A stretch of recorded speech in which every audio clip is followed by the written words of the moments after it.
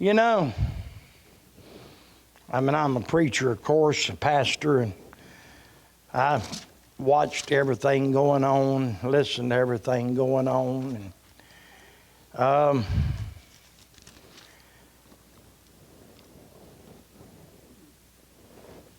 everything starts in the heart of an individual, whatever it is.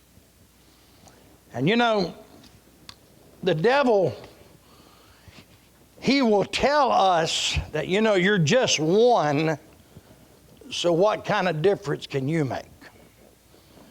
But history has been changed, Chuck, by just one people that stepped up the plate. In the Bible, there were men, just one man sometimes, that stepped up and made a difference. I mean, throughout from Genesis to Revelation, a lot of times it was maybe a group sometimes, but most of the time it was one man, Mike. It was Nehemiah who stepped up to the plate and made a difference. It was Joseph that stepped up to the plate and made a difference. It was Abraham that stepped up to the plate and made a difference. It was Noah, one man. One man preached 120 years, Brother Jim, and never had one convert, we're told. One man kept human civilization alive. So stop falling for that thing that, you know, I'm just one person, I can't make a big difference. That's the biggest lie the devil will tell you, except telling you that get saved one day and go to hell and die that way. In Psalms 85, we're just going to read one verse, verse 6. I don't have an outline. Of course, you know, I don't use them anyway much. If I had them, they cramp me too much. But they're good. I probably ought to get them sometimes because I forget where I'm doing. You got to pay attention to my sermons because I'll forget what I'm preaching on. You have to help me in my sermons. So if you're not paying attention, you won't be able to help me.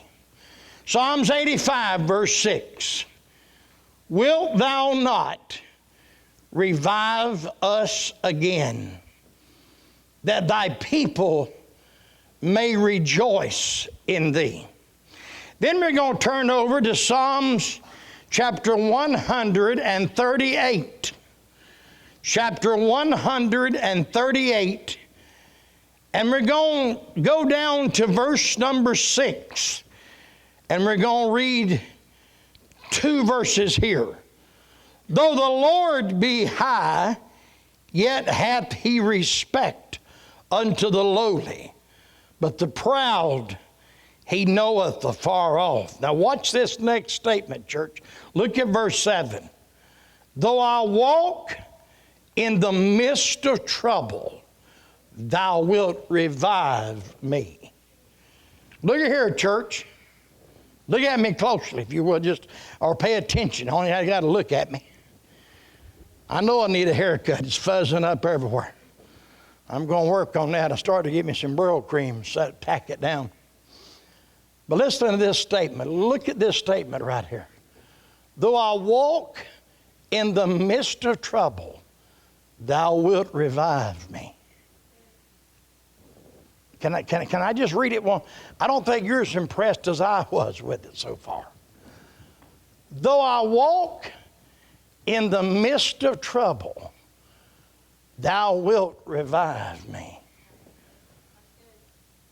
So right in the middle of my trouble, I'm talking about right when all the hell is attacking and the mountains crumbling and the sun's falling and the ocean's getting dry and when all of the country is just going to hell in a handbasket and everything around us is crumbling, right in the middle of that, God said, I can revive you. That's just a wonderful thought. I mean, it won't get too dark that God can't revive you. It won't get too bad that God can't revive you. It won't get too out of control that God can't revive you. You know what America needs right now? They don't need more Republicans or more Democrats or more law enforcement or less law enforcement. America needs a touch of God. We need God to touch us. And you know where revival starts? In one person. One person starts revival. It's always amazed me. I love to read, Brother Caleb. I love to read, Brother Jesse, about great revivals. I mean, I've read probably 10 books on the Welsh revival. I've probably read a dozen books on the Great Awakening of the 1700s. I've read books of the 1859 Great Awakening, the 8 to 1949 revival of the Hebrides. I mean, I've read about revival, and you know what amazed me, Brother Lee? Every time it started with one person. The Great Awakening started with Jonathan Edwards, an educated man who became the president of a college later and died as a missionary to the Indians. One man God touched. I've been reading about George Whitefield and John Wesley. And God took those two men and reached 2 continents, 2 countries, and 2 continents. And guess what state over here they dealt with? The state of Georgia. Get this thought out of your head that I can't make a difference. Because you can. God said here, though you walk in the midst of trouble, though the days may be dark, I can touch you. I can revive you. I can heal you. I can help you. I can use you. There was a man named Rees Howells, who we know as the intercessor, whom God got a hold of, a coal miner, worked in the coal mines every day. Never was full-time ministry till his last 5 years. Worked in the coal mines every day. And got off of work at 5 o'clock in the evenings from working 10 hours in a hole, and went every night and preached the gospel. And went all over his country making a difference. And God used a revival to come. When the Welsh revival was started, it is purported to have started in a little church in Wales with about 75 people on a Sunday evening service, when the preacher challenged the crowd to stand for God. And at the end of service, a little 12-year-old girl raised her hand and said, I love Jesus more than I do my own life. And they said revival broke out in that country. Huh? But I'm just one preacher. But just one can make a difference. Just one man in 1955. Woo, I'm about to get excited. Just one man in 1955 rode out in a pickup truck to another old man in a pickup truck and sat on the back of the tailgate while that man was working in a tobacco field and said, Monroe, you're going to be having a grandchild in 6 months. Aren't you tired of living how you're living? The back of a pickup truck in a tobacco field. And Monroe Wasden, my papa, bowed his head and asked Jesus Christ to come into his heart and got saved. And I never saw him drink, Brother Shannon.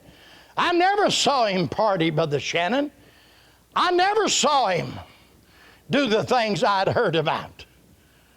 Only one man was talking to a teenage girl. Yeah. And asked her if she'd ever been saved. And she said, no, not really. I've been in church, preacher, but I've never been saved. It was my mom. Your mom, Eddie. And it was J.O. McLeod at Rich Missionary Baptist Church in Kayville, Georgia. He baptized my papa. He baptized my mama. And then one day in 1972, he's pastoring Springfield Baptist Church in Jacksonville, Florida, and he comes to visit one of his members, and he sees my mom standing outside of a hospital door. And I was in there with rheumatic fever. See, I'm telling you, church, we had some hard things we had to deal with. They didn't have no cures back then for rheumatic fever and typhoid fever and polio and all this stuff. You know, they did with me rheumatic fever. They put me flat on my back. They gave me aspirin every day, and I sat flat on my back for 5 months. And I couldn't get up but an hour a day. But this man came in my hospital room and asked me, he said, Edwin, if you died right now, where would you go? I didn't know, Caleb. I've been a good little Southern Baptist. I was playing on a church softball team. I wasn't a terrible guy. I wasn't drinking, taking drugs or nothing, but there nobody ever asked me that. If you died, where would you go? And I got saved. Huh? One man. Pardon me. Got my new teeth in, my top one's trying to come out. Got to get used to them. Got to coordinate them. I'm not used to having the bottom ones, but I'm tearing some food up. First thing I ate, bless God, it's not healthy for me, but I wanted to eat a piece of fried chicken because without your bottom teeth, you ever chomp down your gum on hard fried chicken? Anyway, forget the teeth thing. If they come out, catch them for me. A country preacher in a little old church has been through 25 pastors, led 3 people to Christ. And then a man came along one day and invited me to go to a Bible college. A youth director gave me a book, Streams in the Desert. When I was a teenager, rheumatic fever. Remember, rheumatic fever, we had no cure back then. They have a cure now. You get rheumatic fever now, they give you a pill, and in 10 days, you're fine. Back then, we didn't have none of those cures. I laid flat on my back for months. Eddie knows it. Day after day after day. But that youth director came by and gave me a book called Streams in the Desert, a devotional book in 1972. That I read that started changing my life. And then I went to Trinity Baptist Church and heard a man preach against everything that I didn't know nobody preached against everything. I walked in on a Sunday night with my girlfriend. We had a back, to be honest with you, I wasn't there for preaching. I was there to hold her hand. And I sat upstairs in the balcony, and her daddy and mama sat downstairs, and I made all my moves I could. But he preached against mixed bathing, cigarettes, country music, rock music, bubble gum, frosted flakes. He hit everything. And I sat there and went, what planet did he come from? Then I went back and they brought in an old man from Texas named Lester Roloff. Brother Roloff walks in there, the first time I ever heard him preach. He walked in there and a bunch of us preacher boys sitting together. He walked over where we were, Brother Keelan. He walked over to preacher boys and he stood up here on the platform and he said, hey, boys, look up here. He said, how many of y'all are sissies? Well, we didn't know what to say. I said, how many of y'all are sissies? None of us. He said, then don't be one. Don't become one. Just stand up, boys. Just preach the truth. He said, I milked my way with a milk cow through Baylor University. That's how I came up. He said, just preach it straight and strong. I became a bus captain because of one man. Took me out one Saturday, something I hadn't never seen. And God blessed. I went to Peachtree Road Baptist Church because of one man, Preston Moore, who called me on a Sunday morning. And I'd never met Preacher Moore. He says, "This Ed Strickland?" I said, "Yes, sir." He said, "Brother Strickland, this is Preston Moore." I knew who he was, but I didn't know him personally. He said, "I hear you're going through some hard times and you might need some healing and help." And I said, "Well, yes, sir." He said, "Then bring your family on up here and we'll take care of you." And I did. And then one day, a man said to me, "Take all the leads they're giving you in the area." And they gave me leads in insurance business. And I started coming over here in Oconee County, selling health insurance. And I started trying to go to some churches. Because, I've always been faithful to church. That's something. I don't miss church. Even on vacation, I don't miss church. I just go to church. I ain't a great guy, but that's what I do. Everything built around church on Sundays. That's just the way it is. Where was I at? One man. That was the beginning of the service. You've been sleeping the last 15 minutes. Where was I at? One man. That was 15 minutes ago. Earth to Tony. Finish. You got it. Okay.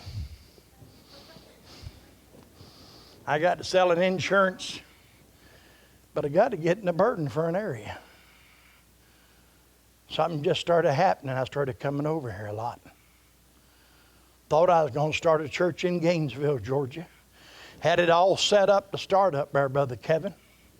Had it all set up, done been to the Chamber of Commerce, done got all the information about Gainesville, Georgia. And I'll be honest with you, I had a few families up there that would have came with us. Eddie knows that. There had been some families that would have helped us up there. But I got in my car one Thursday night to go to not Chamber of Commerce, to go to Comfort Inn Hotels to try to see if we can meet and start church in their conference room.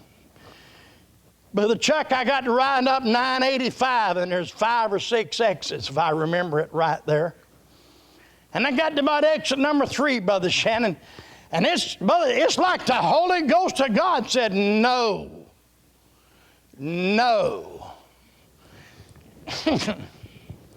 Went back and talked to Preacher Moore, and I said, "Preacher Moore, what do you think?" He said, "I'd rather you not be that close." Well, that's my pastor. So, where are we going to go now? God knew it. God knew it. One man called me one day and said, "Hey, preacher, we found some property out here. You might ought to come look at it." Brother Jim Hellam sitting right back there. Wasn't it you, Brother Jim? Or was it Danny or Benny J. Hill? It was one of y'all. We came out here and looked at it. Walked around. There's an old house up front where the pecan trees are. Pecan trees. Yeah, go to South Georgia where they grow them out and call one of them out. Go to the biggest producer of pecans in America, Mr. Adcock, and say, "I want a pecan. I want a bag of pecans." Yeah, he knew you. Okay. Okay, you watch him. You watch him if he does.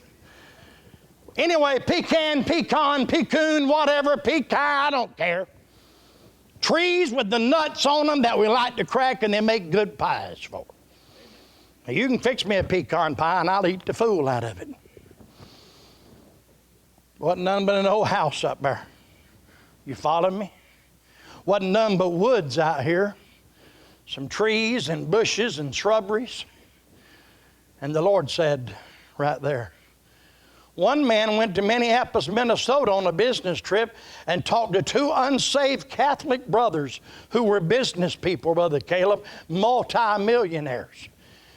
And before he got up from the business meeting, he said, hey guys, he said, I'm part of a little church down there in Georgia. We're trying to get started.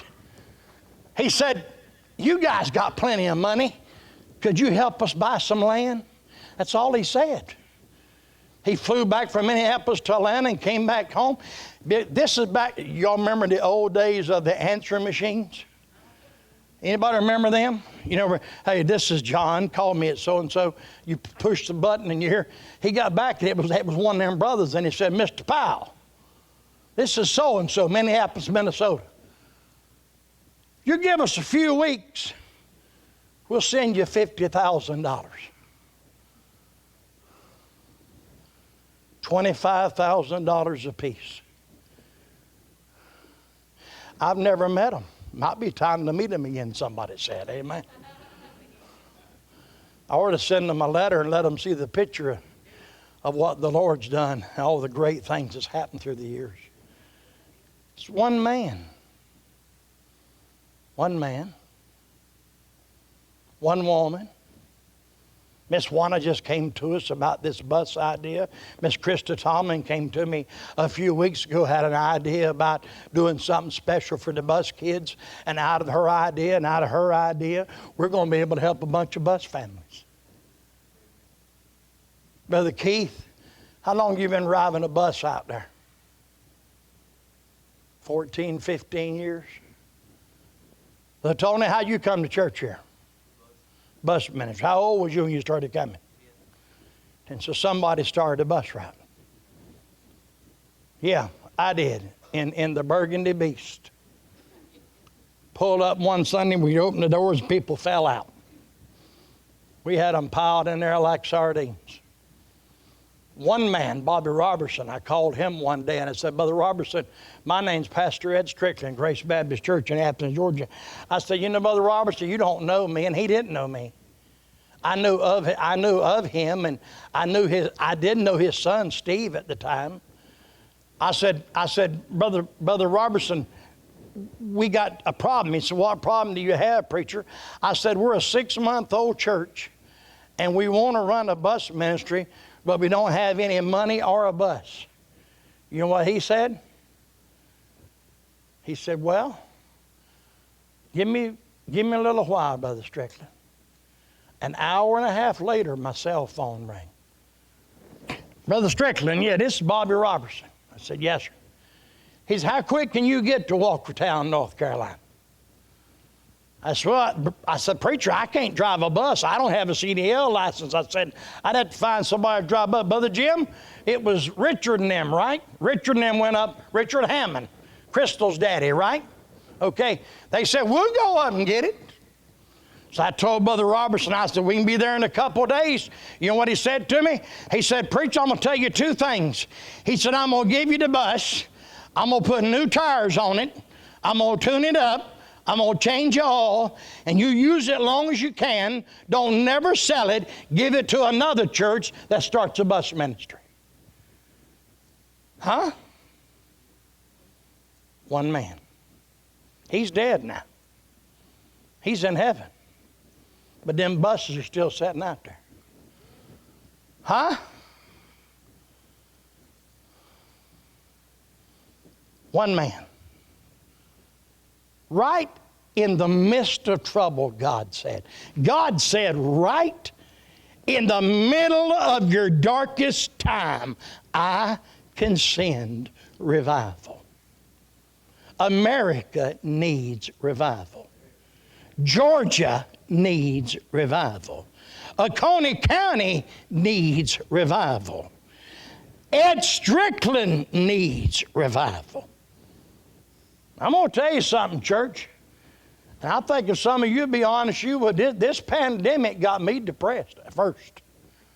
I mean, it got me scared. It got me depressed. I mean, folks, I'm 65 years old. I've got heart failure. I've got lung immune deficiency disease. I mean, I'm serious, Caleb. I'm up there in the high risk category. I am. It got me down. Couldn't come to church, couldn't preach, couldn't visit, couldn't talk to people, couldn't visit their homes, couldn't. It just got me down. It did.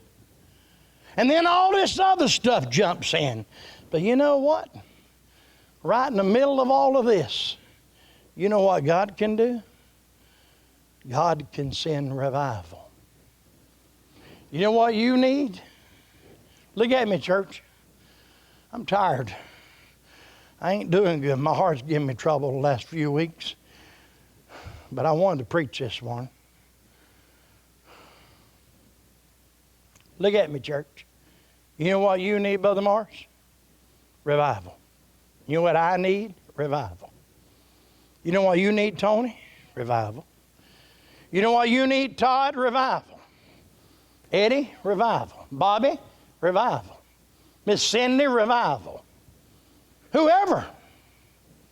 We all need a touch of God. God is the only answer when the sun does fall and the ocean does dry and the mountains do crumble. God said, I'll be there. God said, I'll revive you. I'll take care of you. I'll protect you. God said that. God said that. I'm an old grandpa, Brother Caleb. I worry about my grandkids. Because I realize if Jesus don't come back, I'll be gone. And Brother Jesse talks about worried about Bo and Reese. And I look at Eddie's granddaughter, Kaylee, here today in June, and Colton. And I look all over the place at babies and children and young people. And Miss Michelle, I worry, Raul, about what they're going to live in. I worry about their safety. But you know who's going to take care of them? God is. When I was a little boy, they used to sing an old song I turned on this morning. I was coming to church, and that station down in Bostrick where I live at, 92.3, they have gospel, old-fashioned gospel hour from 9 to 10 on Sunday mornings. And they play the old-fashioned stuff. I'm talking about they play the old-fashioned stuff. But they played one this morning. I ain't heard it. How many of y'all remember Furlan Husky singing, He's got the whole world in His hands. He's got the whole wide world in His hands. He's got the whole world in His hands. He's got the whole world in His hands. He's got you and me, brother, in His hands. He's got you and me, sister, in His hands. And I don't know the song, but I'm in His hands. And I can't sing, but it's in His hands. And Miss Joanne, how's it go? He got the little bitty babies in His hand. Got any more verses? He got the mamas and the papas in His hands. He got the little bitty babies in His hands. You hear me? Hey, church. Hey, church. Huh? Somebody say something? What? Hey, church, look at me. Hey, church, look at me. God didn't wake up this morning and go, oh, my goodness gracious, look down there in Atlanta, or look down there. Oh, no, God's not doing that. Do you realize God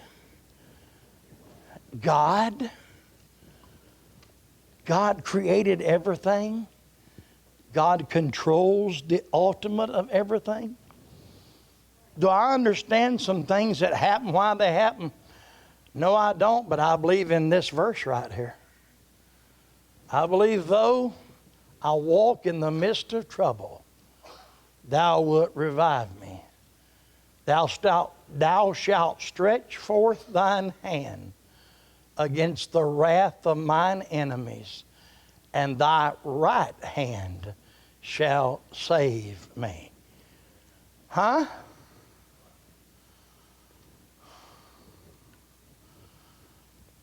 How many of you, your mom and dad are both gone? Let me see your hands.